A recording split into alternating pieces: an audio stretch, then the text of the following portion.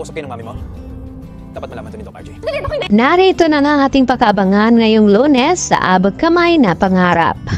Wala ngang kalamalam itong si Zoe habang kausap itong kanyang ina na si Moira, na naabutan pala siya dito ni Doc Lyndon Javier habang kausap itong si Moira.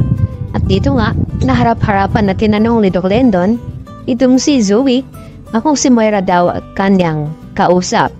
At dito nga na sinabi ni Doc Lyndon na dapat daw ito malaman ni Doc RJ. Nang sa ganon, ay malalaman ng lahat ang mga kalukuhan at pagsisinungaling dito ni Zoe sa kanila. At dito naman natulo pakiusap itong si Zoe na wag daw ito sabihin dito kay Doc RJ. Dahil ang gusto daw naman ni Zoe na gusto na daw niyang mahuli ang kanyang ina, nang sa ganon ay matigil na ang kasamaan dito ni Moira. Subalit wala sa isipan ni Zoe na isuplong itong kanyang ina. Pagkos ay tutulungan pa nga niya ito na gamutin dahil may sakit nga di umano itong si Moira. At dito nga na pinapakitaan lamang ni Doc Lyndon Javier itong si Zoe na hindi niya talaga isusumbong. Subalit tila na konsensya naman itong si Doc Lyndon at hindi niya matiis, kaya nasabi niya dito kay Doc RJ na niluloko lang pala sila dito ni Zoe, nagpapanggap na wala siyang alam dito kung nasaan ito si Moira. Subalit magkausap nga silang dalawa. Samantala, pinuntahan naman ngayon ni Doc Carlos Benitez itong si Dax upang tanungin kung totoo ang kanyang mga sinabi dito kay Giselle na siya pala ang nangloob sa bahay nila. At dito nga na napilitan na saktan ni Carlos itong si Dax at hindi naman napatinag itong si Dax at tinakot pa itong si Carlos na may hawak siyang ebidensya laban dito kay Carlos na kasabuatin siya dito kay Moira.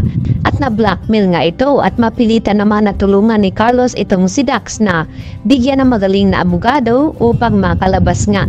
At mahihirapan sila Giselle na talagang ipakulong itong si Moira.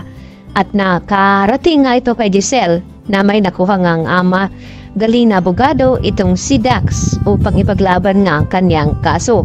At dahil dito sa ginawa ni Carlos, ay talagang mahihirapan na husto si Giselle. At ano nga ba ang koneksyon ni Carlos dito sa kaso ng mga tauhan dito ni Moira? At dahil sa takot nga ni Carlos na baka ilaglag siya dito ni Dax, ay napilitan na rin siyang sundin ang pang-blackmail ni Dax sa kanya. At nanggigigil naman itong si Carlos na tinawagan itong si Moira at pinagsisihan niya na kung bakit daw tinulungan niya pa itong si Moira. At pwede niya rin daw bawiin dito sa kanyang contact person na huwag na ituloy na tulungan itong si Moira. Subalit, hindi naman nagpapatalo itong si Moira at sinabi dito kay Carlos na wala nga makakahadlang sa kanya na protektahan itong si Zoe dahil kung babagsak daw itong si Moira, itiyak babagsak din daw kanyang anak. At wala nang nagawa pa itong si Carlos at nagsisi siya na kung bakit si Moira pa ang nagiging ina dito ni Zoe. At yun nga, kamalas-malasan ni Carlos Benitez. Samantala, nalaman na nga ngayon ni Lynette dahil sa tawag ni Chan Susan at ipinaalam kung sino nga. At nahuli na ang nangloob sa bahay nila Lynette at nagulat na ito sa balita na si Moira nga ang nag-utos nito. At hindi naman matanggap dito ni Zoe dahil nagawa pa niya ipagtanggol ang kanyang ina. Subalit kinabukasan ay nakatanggap ulit ang tawag itong si Zoe at ibinalita ni Moira na okay na daw ang kanyang mga papeles upang makalipad.